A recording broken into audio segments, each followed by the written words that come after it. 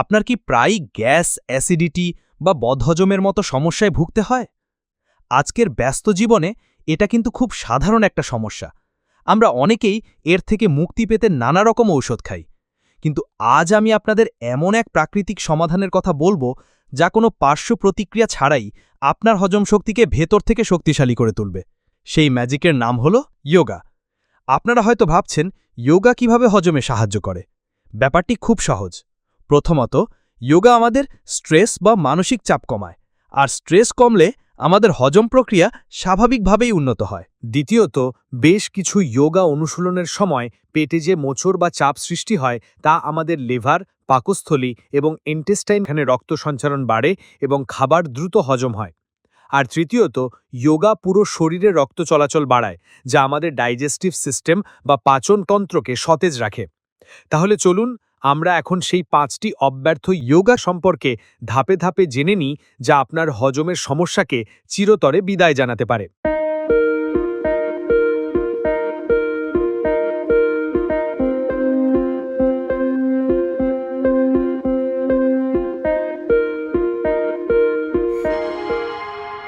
আমাদের তালিকার প্রথম এবং সবচেয়ে সহজ যোগাটি হল বজ্রাসনা। এটি একমাত্র এক্সারসাইজ যা আপনি খাওয়ার ঠিক পরেও করতে পারেন। প্রথমে হাঁটু গেড়ে বসুন, আপনার দুটি গোড়ালি একসাথে রাখুন। এবার বাটেক্স বা নিতম্বকে গোড়ালির ওপর স্থাপন করুন। পায়ের পাতা মাটিতে সমানভাবে রাখার চেষ্টা করুন। মেরুদণ্ড একদম সোজা রাখুন, কাঁধ রিল্যাক্স রাখুন এবং 2 হাত আপনার হাঁটুর ওপর রাখুন। চোখ বন্ধ করে 5 থেকে 10 মিনিট গভীর শ্বাস-প্রশ্বাস নিন। খাওয়ার পর প্রতিদিন এটা অভ্যেস করুন, দেখবেন হজম কত সহজ হয়ে গেছে। সতর্কতা হিসেবে মনে রাখবেন, যাদের হাঁটুতে ব্যথা আছে তারা এটি সাবধানে করবেন, কিংবা পায়ের অ্যাঙ্কেল বা হাঁটুতে সিভিয়ার পেইন বা ইনজুরি থাকলে এটি করা যাবে না। এবার আসি আমাদের দ্বিতীয় যোগ আসানাতে, যার নাম পাবান মুক্তাসনা। নামটি শুনেই বোঝা যাচ্ছে এটি শরীর থেকে অতিরিক্ত বায়ু বের করে দেয়। প্রথমে চিত হয়ে শুয়ে পড়ুন।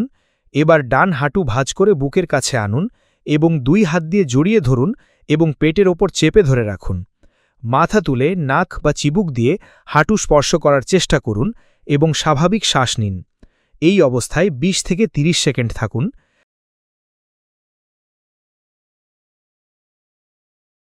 তারপর ডান পা ছেড়ে দিন এবং ধীরে ধীরে পা সোজা করুন। বাম পা দিয়ে ঠিক একইভাবে করুন। বাম হাঁটু ভাঁজ করে বুকের কাছে আনুন এবং 2 হাত দিয়ে জড়িয়ে ধরুন এবং পেটের ওপর চেপে ধরে রাখুন।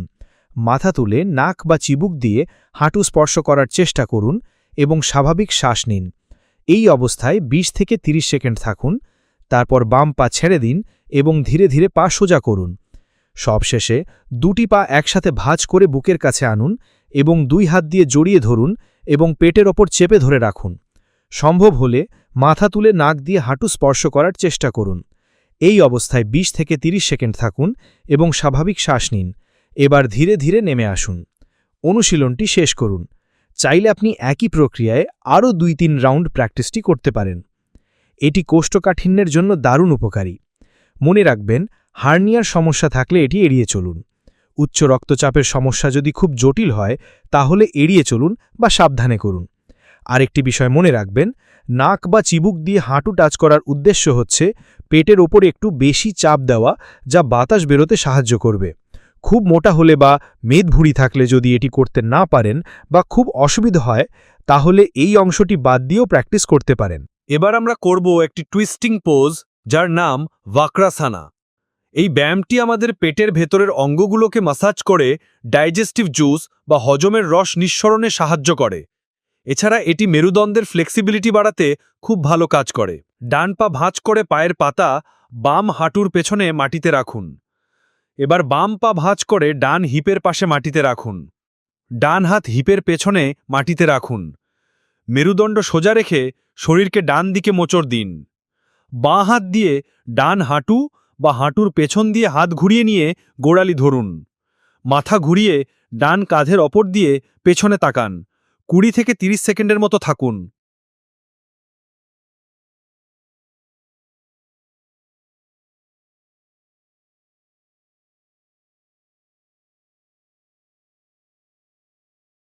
এবার ধীরে ধীরে স্বাভাবিক অবস্থায় ফিরে এসে অন্যদিকে একইভাবে করুন। পা সোজা করে বসুন, বাম পা ভাঁজ করে পায়ের পাতা ডান হাঁটুর পেছনে মাটিতে রাখুন। এবার ডান পা ভাঁজ করে বাম হিপের পাশে মাটিতে রাখুন। বাঁ হাত হিপের পেছনে মাটিতে রাখুন। মেরুদণ্ড সোজা রেখে শরীরকে বাম দিকে মোচড় দিন। ডান হাত দিয়ে বাঁ হাঁটু ধরুন বা হাঁটুর পেছন দিয়ে হাত ঘুরিয়ে নিয়ে গোড়ালি ধরুন।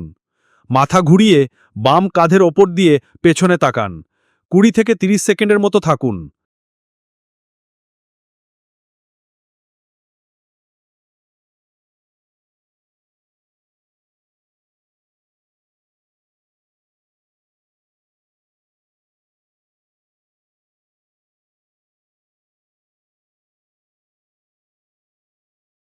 এবার ধীরে ধীরে স্বাভাবিক অবস্থায় ফিরে আসুন।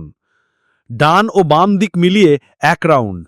এভাবে 3 থেকে 5 রাউন্ড করতে পারেন। আমাদের চতুর্থ যোগাটি হল ভুজাঙ্গাসনা, কোবরা পোজ। এটি পেটের পেশিগুলোকে প্রসারিত করে হজম প্রক্রিয়াকে উন্নত করে। উপর হয়ে শুয়ে পড়ুন, পা দুটি একসঙ্গে জোড়া রাখুন বা হালকা ফাঁকা রাখুন। হাতের তালু কাঁধের নিচে মাটিতে রাখুন। এবার শ্বাস নিতে নিতে শরীরের উপরের অংশ, মাথা, বুক এবং পেট মাটি থেকে উপরের দিকে তুলুন। নাভি পর্যন্ত তুললেই হবে।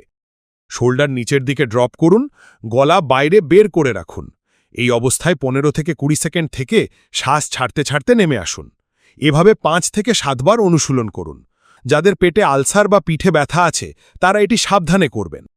সবশেষে একটি রিল্যাক্সিং এক্সারসাইজ, এর নাম বালাসানা বা চাইল্ডস পোজ। সারাদিনের ক্লান্তি এবং মানসিক চাপ দূর করতে এর জুড়ি নেই। এটি করতে প্রথমে বজ্রাসনে বসুন। এবার লম্বা শ্বাস নিন এবং শ্বাস ছাড়তে ছাড়তে সামনের দিকে ঝুঁকে পড়ুন। কপাল মাটিতে স্পর্শ করুন। হাত দুটি শরীরের পাশে রাখতে পারেন বা সামনের দিকেও প্রসারিত করতে পারেন। এই অবস্থায় চোখ বন্ধ করে 30 সেকেন্ড থেকে 1 মিনিট থাকুন এবং শরীরকে সম্পূর্ণ শিথিল করে দিন। এটি আপনার মস্তিষ্কে রক্ত সরবরাহ বাড়াতেও হেল্প করবে। এই ছিল হজম শক্তি বাড়ানোর জন্য 5টি সহজ কিন্তু অত্যন্ত কার্যকরী যোগিক এক্সারসাইজ। মনে রাখবেন, ভালো ফল পেতে হলে আপনাকে নিয়মিত অনুশীলন করতে হবে। প্রতিদিন সকালে খালি পেটে এগুলো করার চেষ্টা করুন। আর এর পাশাপাশি স্বাস্থ্যকর খাবার খান, পর্যাপ্ত পরিমাণে পানি পান করুন এবং হাসি খুশি থাকুন।